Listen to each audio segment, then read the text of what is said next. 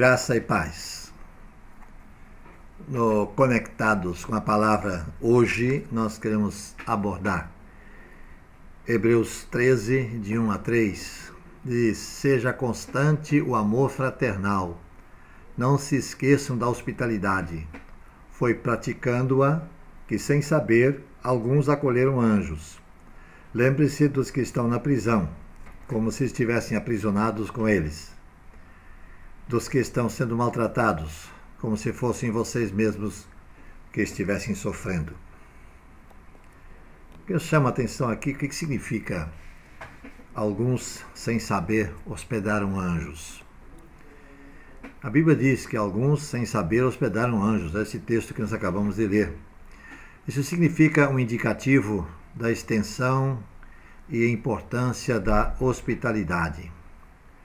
E foi o escritor aos Hebreus que escreveu: não negligencieis a hospitalidade, porque alguns, praticando-a sem saber, hospedaram anjos. No capítulo 13 da carta aos Hebreus, o escritor bíblico faz uma exposição acerca de certos deveres sociais e espirituais que devem estar presentes na conduta do cristão. Nos primeiros versículos, o autor enfoca a expressão do amor da vida em sociedade. Ele fala desse amor e suas implicações éticas e práticas em diferentes aspectos. Primeiro, o escritor da carta aos Hebreus fala da necessidade do amor entre irmãos na fé. Assim ele escreve: seja constante o amor fraternal. O autor chama atenção para a responsabilidade que todo cristão possui de cuidar dos outros, uns dos outros. Mas imediatamente em seguida ele traz ao texto mais uma extensão desse amor, que é a hospitalidade. Se no primeiro versículo ele incentiva o amor para com os irmãos, agora ele também diz que esse amor deve ser estendido de forma prática para com os de fora, os estranhos. Ele diz que o cristão deve se importar com aqueles que precisam de abrigo e alimento. Ao dizer que alguns, sem saber, hospedaram anjos, obviamente o autor tem em mente a hospitalidade aos desconhecidos.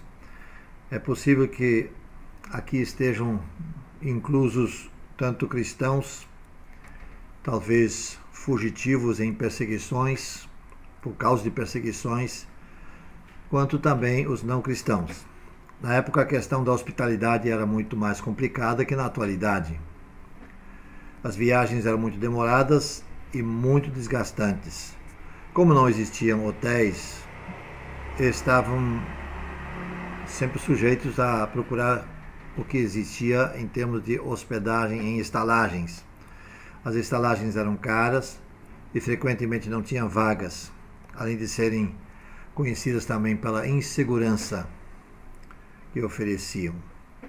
E por isso os viajantes dependiam muito da hospitalidade de moradores locais para ter um abrigo. Mas quem teria hospedado anjos? Quando o escritor diz que, sem o saber, hospedaram anjos, provavelmente está se referindo a alguns exemplos bíblicos de quando isso ocorreu. O livro de Gênesis registra a ocasião em que Abraão e Sara hospedaram 3 homens. 2 deles eram anjos, e um era uma manifestação pré-encarnada do próprio Senhor Jesus. Gênesis capítulo 18, de 1 a 15. No começo, Abraão não sabia quem eram os 3 homens. Somente mais tarde ele descobriu quem eram os seus ilustres hóspedes. E depois, os mesmos 2 anjos que, em forma humana, foram recebidos por Abraão, partiram para a cidade de Sodoma, onde vivia Ló. Ali, o sobrinho do patriarca, seu sobrinho Ló, também os acolheu em sua casa.